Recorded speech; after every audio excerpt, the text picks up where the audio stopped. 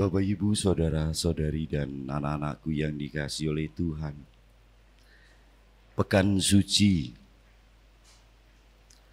Minggu Palma adalah awal Pekan Suci. Nanti kita juga akan memasuki Trihari Suci setelah ibadat sore Kamis. Berarti Trihari Suci itu dimulai setelah perjamuan terakhir. Dan awal Pekan Suci ini, di mana kita mengiringi Yerusalem, memasuki kota Yerusalem, dan juga Yesus hadir dengan seruan Hosana, Hosana, Hosana. Ketika kita memasuki gereja tadi, kita menyanyikan Yerusalem, Yerusalem. Dan itu dengan gembiranya ya, kita semua. Tapi ribut nyari tempat duduk ya, gitu. Iya loh. Saya juga tadi itu takut kalau nggak dapat tempat duduk. Ya, nggak ada yang berani duduk di situ sih. Iya. Pada ribut gitu. Padahal Hosana, Hosana, mana tempat duduk gitu ya. Hosana, Hosana, Hosana, Yerusalem, Yerusalem. Artinya Hosana itu selamatkanlah kami kepada Yesus untuk menyelamatkan. Tapi setelah itu pada bacaan Injil ini dengan keras juga lektor ya mengatakan apa? Salibkanlah dia. Salib, sampai saya kaget loh ya. Ini siapa yang mau disalib saya, Wah ya?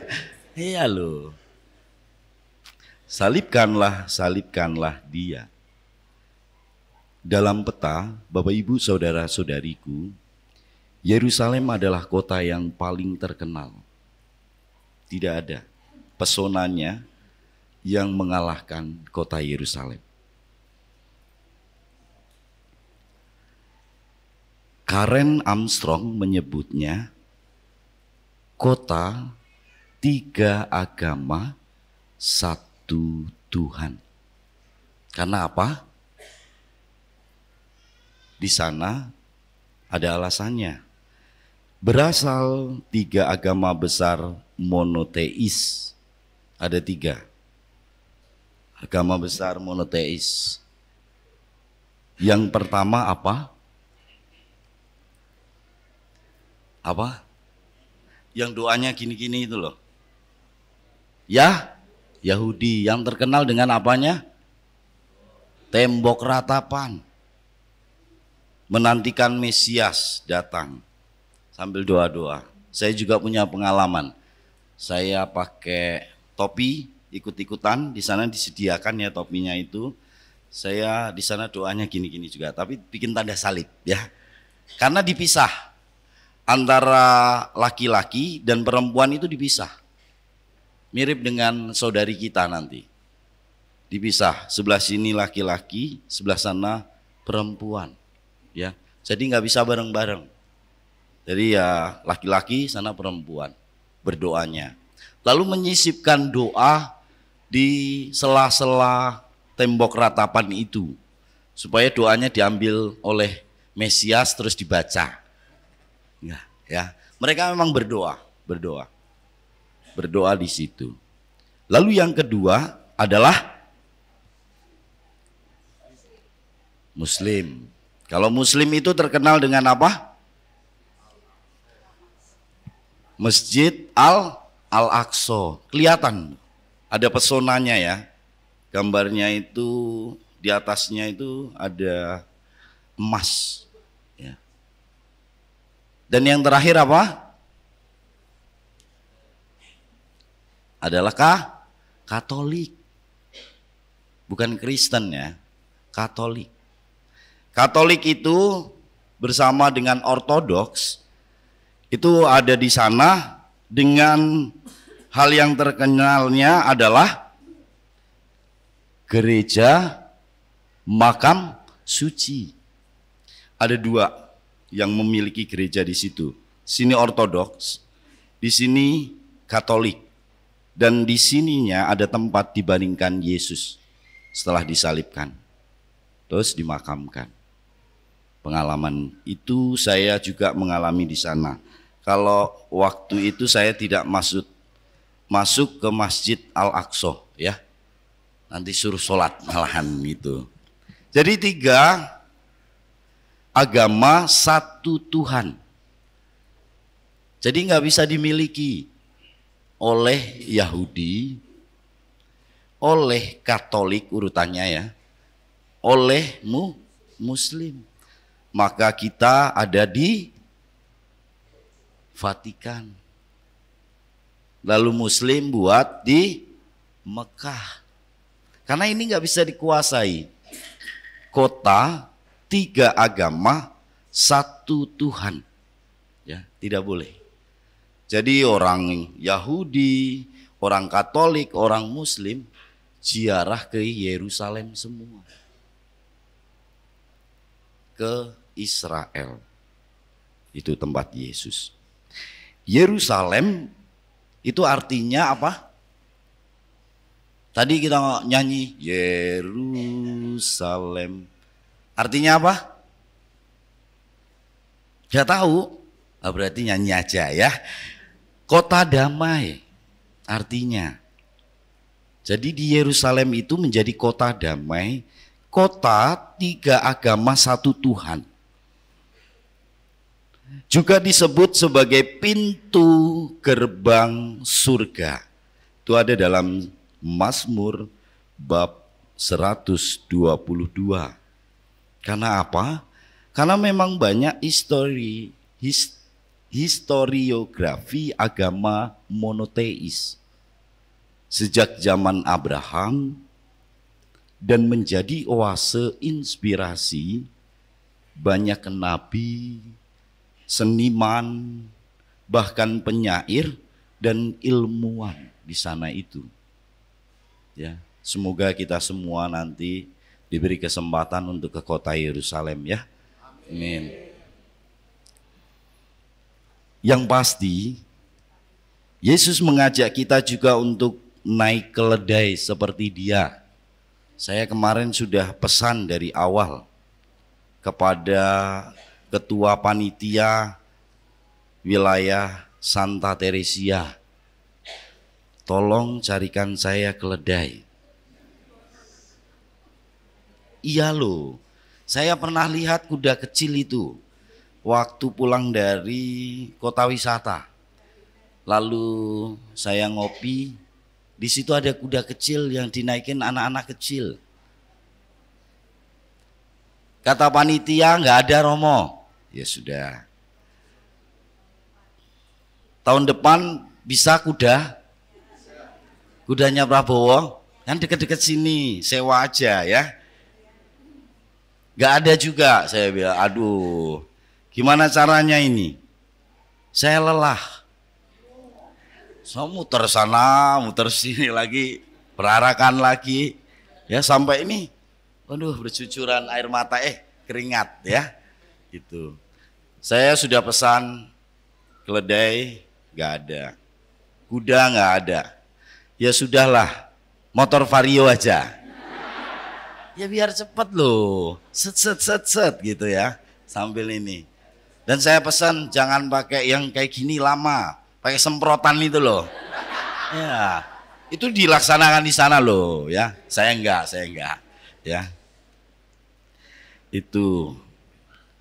Bapak Ibu saudara-saudariku, keledai itu adalah mamalia jinak seperti kuda kecil yang digunakan untuk alat transportasi dan kerja, menarik kereta kuda, membajak ladang, dan membawa beban. Itu. Maka ada 3 sikap dasar keledai. Kita ambil dari kata keledainya itu. Yang pertama kerendahan hati. Kuda adalah lambang keperkasaan ya. Jadi supaya kelihatan perkasa, saya itu pengen naik kuda gitu loh ya. Tapi nggak pernah. Semenjak di Herculanus, di Andreas, tambahin lagi di Gunung Putri sama juga. Tidak disediakan kuda. Saya sampai bilang kepada salah satu panitia, kalau tidak pinjamkan saya kuda lumping gitu ya. Kuda adalah lambang keperkasaan, tapi keledai, ada yang tahu lambang apa? Raja Daud, Raja Salomo, Herodes Agung memasuki kota dengan menari-nari dan menaiki seekor kuda perkasa. Tapi Yesus naik keledai. Jangan ketuker ya, kedelai gitu. Biasanya tuker-tuker loh. Tidak ada yang pernah seorang raja memasuki kota dengan menaiki keledai. Dan itu hanya Yesus ya. Kenapa tidak naik kuda? Keledai sendiri kerap menjadi mitos apa? Sering ini dikatakan orang-orang tua. Keledai yang bodoh tidak mungkin masuk ke dalam lubang yang sama 2 kali. Itu orang tua kalau bisa mengatakan, anakku, keledai yang bodoh saja tidak mungkin masuk ke dalam lubang yang sama 2 kali. Berarti keledai melambangkan kebodohan. Keledai juga kerap terkesan diam aja. Dengan sikap yang suka menunduk. Ia mengajak kita belajar menunduk. Yesus dan dengan teladan dari keledai ini diajak untuk menunduk. Menerima dengan rendah hati. Makanya kerendahan hati. Apa yang dikehendaki Allah agar terjadi pada hidup kita. Seperti Yesus. Keledai mengajak kita belajar tunduk seperti Yesus yang rendah hati menerima kehendak Bapa. Dan itu diungkapkan di dalam Injil yang telah kita dengar tadi. Ke dalam tanganmu kuserahkan rohku, nyawaku. Ia mencintai Bapa. Love for God. Dia mencintai Allahnya.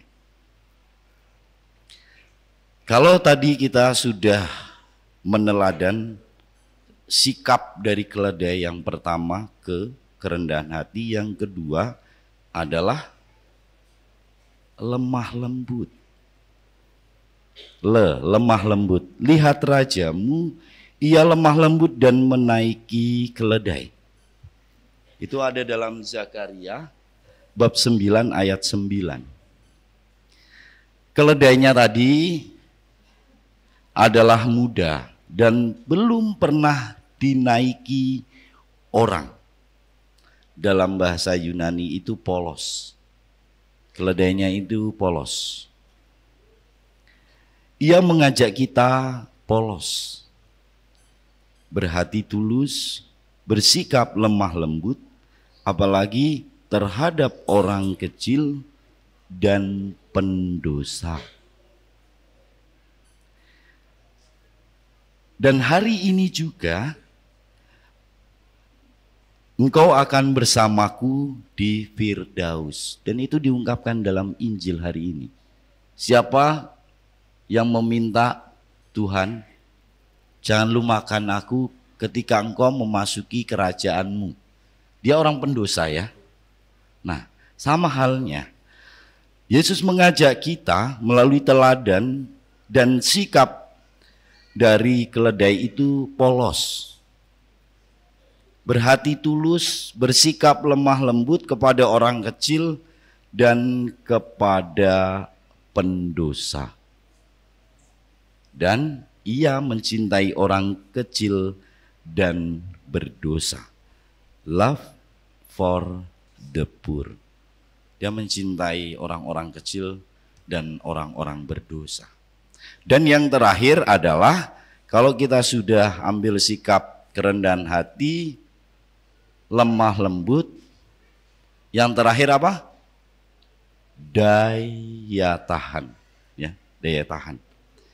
Di kota Petra ada sebuah biara tua di puncak bukit, dan untuk mencapainya itu kita harus melalui ribuan anak tangga sepanjang 3 kilo yang membutuhkan waktu 120 menit. Tapi kalau kita menaiki taksi alami, disebutnya taksi alami, kita cuma butuh waktu 45 menit.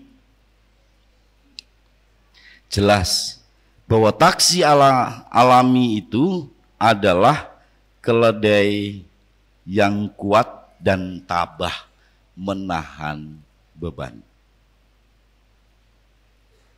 Ia bagus untuk mendaki, dan hidup kita tak selalu lurus dan mulus. Kadang harus mendaki dan juga menjadi korban orang yang membenci kita. Maka dalam Injil yang terakhir diungkapkan, ya Bapa, ampunilah mereka, sebab mereka tidak tahu apa yang mereka lakukan. 3 kata itu ada dalam Injil hari ini. Dan love for enemy, mencintai musuhnya. Maka Bapak Ibu saudara-saudariku, 3 sikap dasar keledai yang ingin kita teladani dan terutama dari Yesus adalah rendah hatilah, lemah lembutlah, punya daya tahan seperti keledai. Tuhan memberkati.